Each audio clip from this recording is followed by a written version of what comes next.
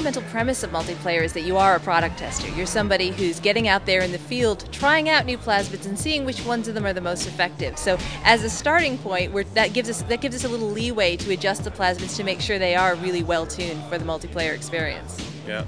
So obviously the way those elements need to work in a multiplayer and how they need to be balanced is really important to us. So it's not a progression system where you get a plasmid and it's better than all the other options, right? Everything needs to be balanced right off the bat. So that's really important, and we make sure we really concentrate on that. I think it's fair to say, for those who've played Bioshock 1, that the elements that you see maybe in the other splicers in Bioshock 1, if you think about those elements, maybe you can expect to see some of that kind of stuff in the multiplayer of Bioshock 2.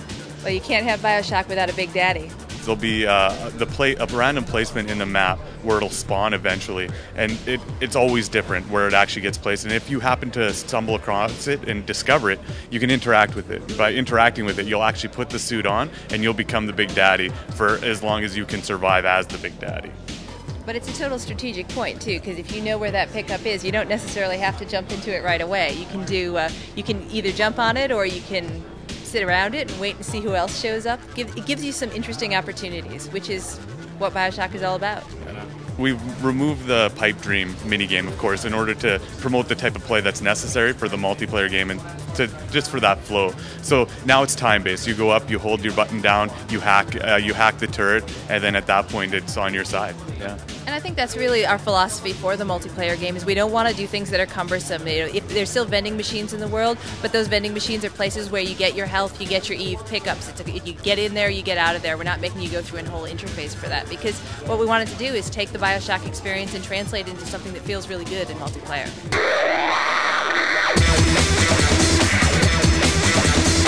Well, we know that in Bioshock 1, the player walks in basically the moment after the New Year's Day 1959 or New Year's Eve 1959. There was this giant party, a statue got blown up, and all sorts of bad stuff was going down. The multiplayer game actually takes place starting a year before that, so you get to participate in the events that take place before the Civil War and during the Civil War that sort of led to Rapture going to hell a little bit. The Civil War just kind of made a lot of sense for the multiplayer experience to take place, only because it really works well for team-based play. So it was kind of perfect opportunity to take advantage of that.